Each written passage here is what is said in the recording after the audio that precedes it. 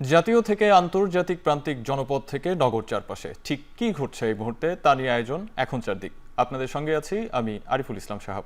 লন্ডনে চিকিৎসা শেষে 4 মাস পর দেশে ফিরলেন বিএনপি চেয়ারপারসন বেগম খালেদা জিয়া। দেশে ফিরেই লাখো মানুষের ভালোবাসা আর শ্রদ্ধায় সিক্ত হলেন বিএনপি চেয়ারপারসন।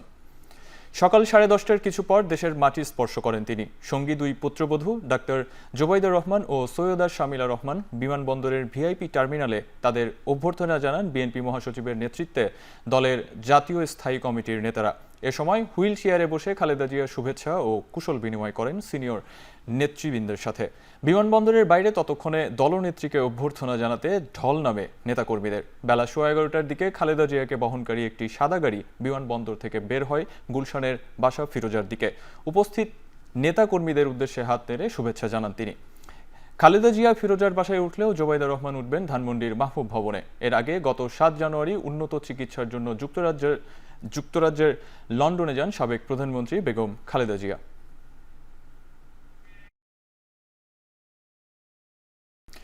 খালেদা জিয়াকে বরণ করতে বিমানবন্দর থেকে গুলশানের বাসভবন পর্যন্ত পথে পথে ছিল নেতাকর্মীদের ঢল।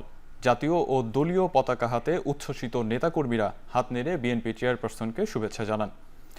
বিমানবন্দর থেকে গুলশানের বাসভবন ফিরোজা পর্যন্ত গোটা এলাকা পরিণত হয় জনসমুদ্রে। গাড়িবহরের সঙ্গে নেতাকর্মীরা স্লোগান, প্ল্যাকার্ড, পতাকা আর ব্যানারে স্বাগত জানান প্রিয় নেত্রীকে। বিমানবন্দরের আনুষ্ঠানিকতা শেষ হয় বেলা 11টার দিকে। দুপুর 1:30টার দিকে বেগম জিয়ার গাড়িবহর অতিক্রম করে আর্মি স্টেডিয়াম। জনভোগান্তি এড়াতে নির্ধারিত পথনকশা অনুযায়ী ফিরোজায় না এসে নৌবাহিনী সদর দপ্তর দিয়ে গুলশানে নিজ বাসভবনে পৌঁছান বেগম জিয়া।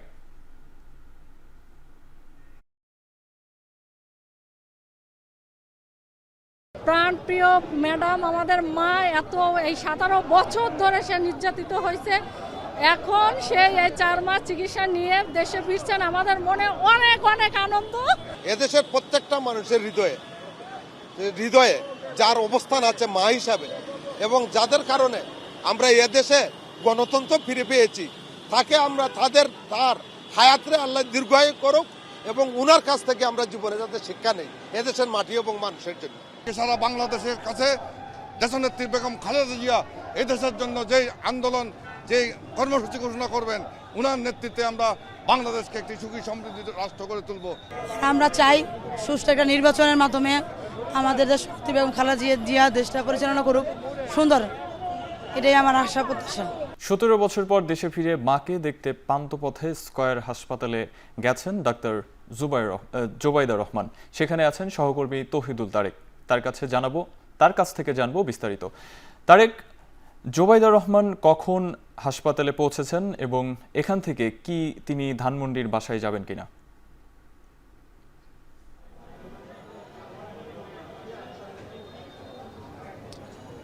সাহাব, আজকে সন্ধ্যা নাগাদ 6:30 নাগাদ আসলে তিনি এই স্কয়ার হাসপাতালে প্রবেশ করেছেন বলে আমরা জানতে পেরেছি। এখানে তার অসুস্থ মা সৈয়দা ইকবাল বানু কিন্তু গেল 2রা মে বার্ধক্যজনিত নানা ধরনের জটিলতা এখানে ভর্তি হন। তবে 17 বছর পর জোবাইদা রহমানের স্বদেশ প্রত্যাবর্তনের পরই কিন্তু তিনি এখানে তার অসুস্থ মাকে দেখতে এসেছেন।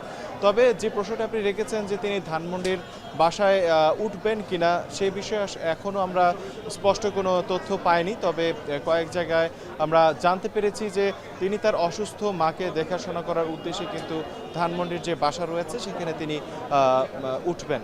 এবং আরেকটি বিষয় আপনারা আমার দেখতে পাচ্ছেন যে এখানে জোবাইদা রহমানের পৌঁছানোর আগ থেকেই কিন্তু বেশ নিরাপত্তা যে ব্যবস্থা বা বেষ্টনী রয়েছে তা কিন্তু খুব জোরদার করা হয়েছে। একই সাথে এখানে উৎসুক জনতার একটা ভিড়ও কিন্তু লক্ষ্য করা যাচ্ছে। একই সাথে হাসপাতালে যে অন্যান্য যে রোগী এবং রোগীর স্বজনরা রয়েছেন তারাও কিন্তু জোবাইদা রহমানের আসার খবর পেয়ে এখানে উৎসুক অবস্থায় অবস্থান করছেন। তারা একটু তাকে দেখার জন্য দাঁড়িয়ে আছেন। তবে বেশ কিছুক্ষণ আগে কিন্তু আমরা দেখেছি যে জোবাইদা রহমানের যে পরিবারের অন্যান্য যে সদস্যরা রয়েছেন তারা কিন্তু তার মাকে দেখে কিছুক্ষণ আগে বের হয়েছেন। তবে আমরা তাদেরকে জিজ্ঞেস করেছিলাম যে তার মার কি অবস্থা এবং কখন নাগাদ আসলে জোবাইদা রহমান হাসপাতাল থেকে বের হবেন। তারা বলেছেন তার অবস্থা মোটামুটি স্থিতিশীল রয়েছে এবং বেশ কিছুক্ষণের মধ্যেই কিন্তু জোবায়দা রহমানও এখান থেকে বেরিয়ে যাবেন, এই খবরটুকু কিন্তু আমরা পেয়েছি।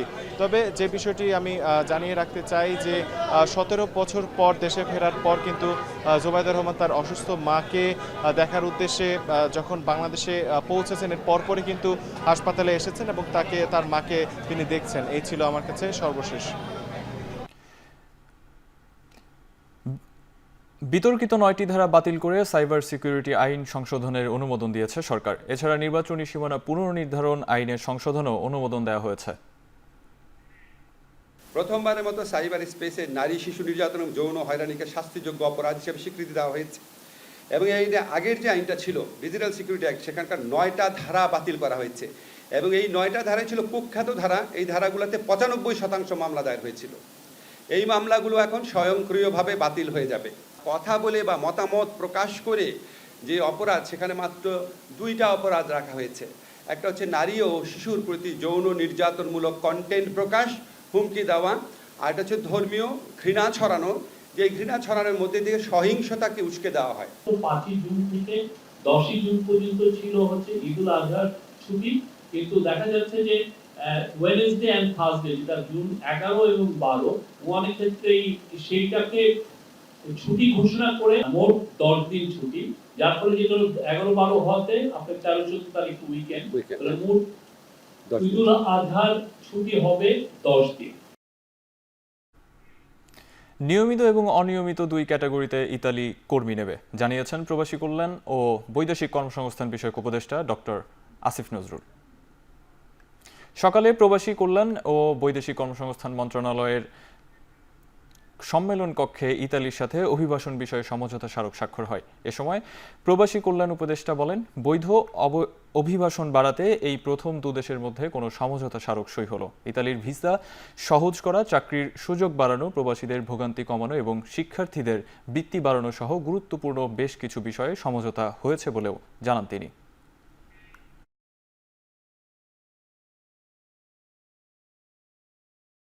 এক যুগ পেরিয়ে গেলেও শাপলা হত্যাকাণ্ডের স্বাধীন তদন্ত কমিশন তৈরি হয়নি বলে অভিযোগ করেছেন এনসিপি সদস্য সচিব আখতার হোসেন। সন্ধ্যায় বাংলা মোটরে এনসিপি কার্যালয়ে শাপলা হত্যাকাণ্ডের 1 যুগ বিষয়ক আলোচনা সভায় বক্তব্য রাখেন আখতার হোসেন। বলেন, দ্রুত তদন্ত কমিশন গঠন করে আওয়ামী লীগের বিচার নিশ্চিত করতে হবে। একই সঙ্গে ক্ষতিপূরণ দিতে হবে প্রতিটি শহীদ পরিবারকে। শাপলা হত্যাকাণ্ডের পর দেশে কেউ আওয়ামী লীগ সরকারের সমালোচনা করার সাহস পায়নি। শাপলা হত্যাকাণ্ড ফ্যাসিবাদী শাসনকে 16 বছর স্থায়িত্ব দিয়েছে বলেও জানান আখতার হোসেন। তাই অবিলম্বে আওয়ামী লীগকে নিষিদ্ধ করার দাবি জানালো বক্তারা।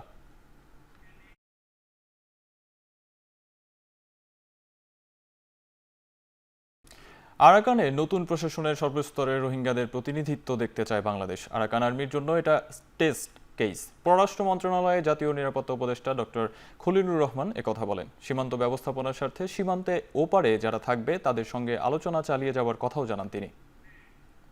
আরাকান যে নতুন প্রশাসন তৈরি হচ্ছে তার সকল স্তরে রোহিঙ্গাদের দেখতে চাই। যদি সেটা তারা না করেন, এটা হবে এথনিক ক্লিনজিং বা জাতিগত নিধনের একটা নিদর্শন, যেটা আমরা কোনোভাবেই সমর্থন করতে পারি না, আমরা কখনো সেটা করব না। এবং এই কাজটাই যদি তারা না করেন, তাদের সঙ্গে আমাদের কথাবার্তা চালিয়ে যাওয়া খুব মুশকিল হবে। আমরা সার্বভৌম রাষ্ট্র, যার সাথে ইচ্ছা তার সাথে আমরা কথা বলবো। কে কি বললো যায় না। আমরা একটা স্বাধীন পররাষ্ট্র নীতি প্রণয়ন করেছি এবং সেটা বাস্তবায়ন করছি। গণহত্যার দায়ে আওয়ামী লীগকে নিষিদ্ধ ও বিচারের দাবিতে জুলাই স্পিরিট ধারণকারী সংগঠনগুলোকে একত্র করে জুলাই ঐক্য নামে একটি ঐক্যবদ্ধ জাতীয় জোটের ঘোষণা করা হয়েছে। মঙ্গলবার বিকেলে ঢাকা বিশ্ববিদ্যালয়ের মধুর ক্যান্টিনের সামনে একটি সংবাদ সম্মেলনে এই জোটের ঘোষণা দেওয়া হয়। জোটে July revolutionary journalist alliance, July মঞ্চ, ইনকিলাব মঞ্চ, private university student alliance of Bangladesh সহ জুলাই স্পিরিট ধারণকারী 35টি রাজনৈতিক ও সামাজিক সংগঠনের অংশগ্রহণের কথা জানানো হয়। সংবাদ সম্মেলনে জুলাই বিপ্লবের গণহত্যার দায়ে জড়িতদের বিচার প্রক্রিয়া বিলম্বিত হওয়ার হতাশা প্রকাশ করা হয়। বিভিন্ন রাজনৈতিক ও বেসরকারি মহলের কিছু অংশ আওয়ামী লীগকে পুনর্বাসনের পায়তারা চালাচ্ছে বলেও অভিযোগ করা হয়। এ সময় এই জোটের মূল দাবি হিসেবে জুলাই বিপ্লবীদের সাংবিধানিক নিরাপত্তা নিশ্চিতকরণ, আওয়ামী লীগের বিচার ও নিষিদ্ধকরণ, পিলখানা, শাপলা ও জুলাই গণহত্যার বিচার নিশ্চিতকরণ করা হবে বলে উল্লেখ করা হয়। জুলাই স্পিরিট ধারণকারী যতগুলো সংগঠন রয়েছে প্রত্যেকটা সংগঠনকে ঐক্যবদ্ধ করতে সক্ষম হব।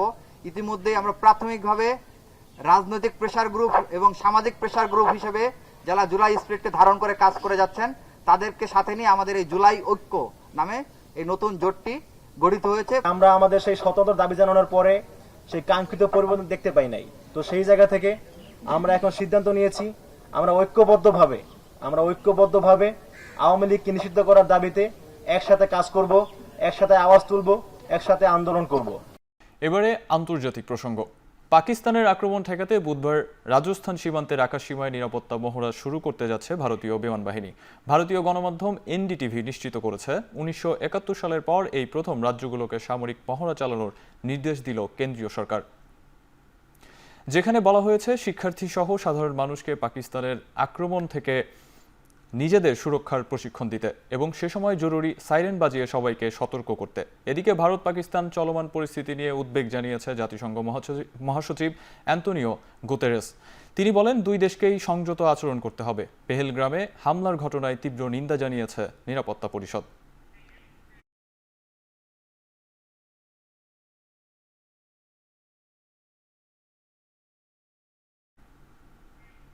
শেষ করছি এখনকার দিক।